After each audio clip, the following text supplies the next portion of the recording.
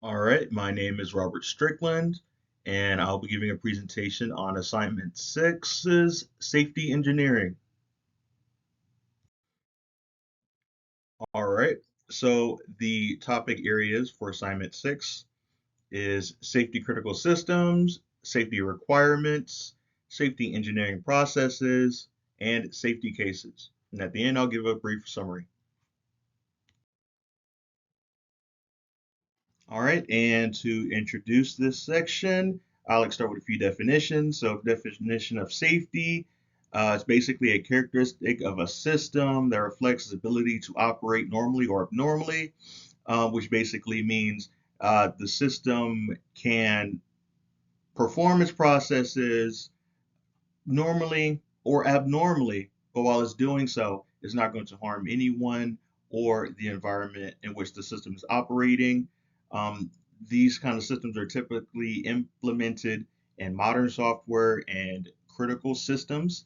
Uh, kind of help you with critical systems. A system is critical when the behavior of that software basically has an effect on the life of a person or the or it can possibly cause damage to the environment. An example is inside of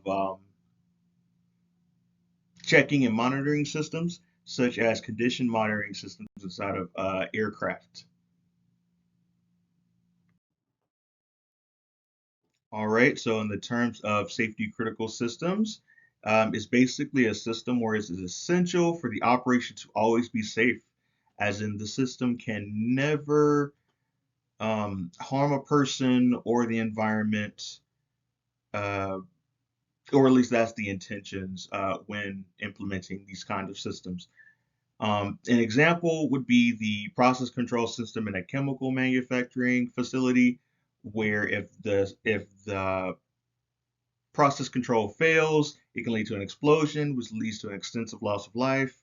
Another example is spacecraft life support, where if the life support fails, it endangers the crew. And another example is mining gas detection equipment, where if the detection equipment fails, um, the individuals participating in mining will likely lose their life.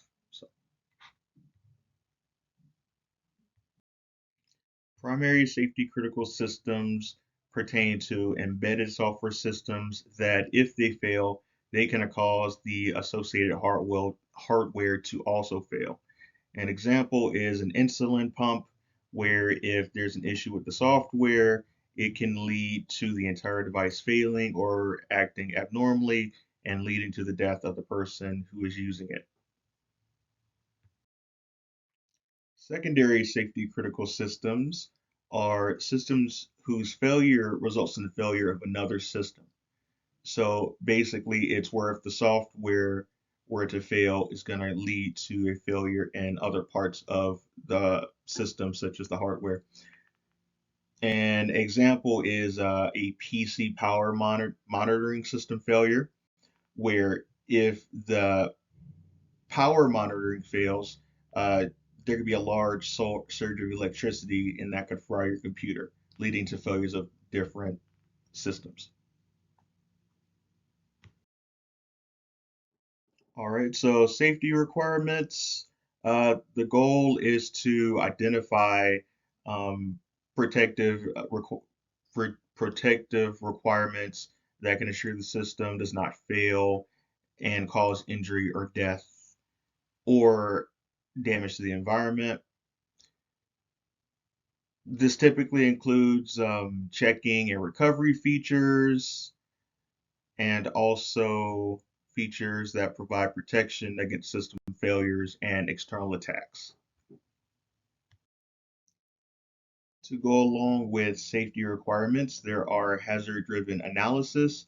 It is basically identifying as many hazards as possible that may threaten the system. The hazard identification can be based on different types and kinds of hazards. They can range from physical to electrical to biological to service failures, etc. An example would be in the case of a pacemaker, um, an electrical hazard exists to where if the person were to experience too many voltages going through their body, it could short circuit the pacemaker and lead to a heart attack. Safety engineering processes are based on reliability engineering processes, and the main goal is fault avoidance and detection of those faults. Is basically documentation, and it pertains to a plan based around reviews and checks at every stage of the process. Safety engineering processes are pretty much based on regulations and following those regulations. The process involves a lot of documentation, such as system specifications and making sure that they're met, providing evidence that you met these specifications, providing evidence for verifications and validations, evidence of safety assurance reviews. Agile is typically not used in this process because Agile evolves around creating different iterations of the same system and doing so quickly without providing or creating any documentation, well, little if any. Um, the implementation of process assurance and also logging hazards, creation of safety reviews, and using model checking. A safety and dependability case summary is a document that sets out arguments that basically say that there is evidence that these processes were performed.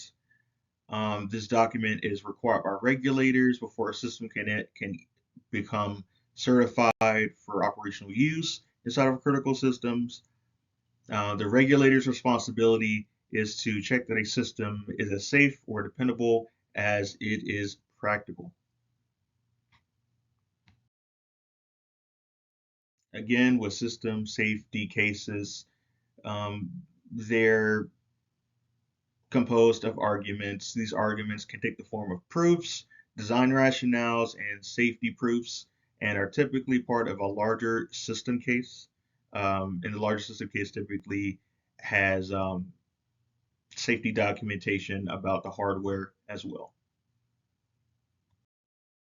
The system safety case contents can contain system descriptions, safety requirements, the hazards and risk analysis, which is this documentation of the found hazards and risks associated with the system, and design analysis to make sure that all designs are safe.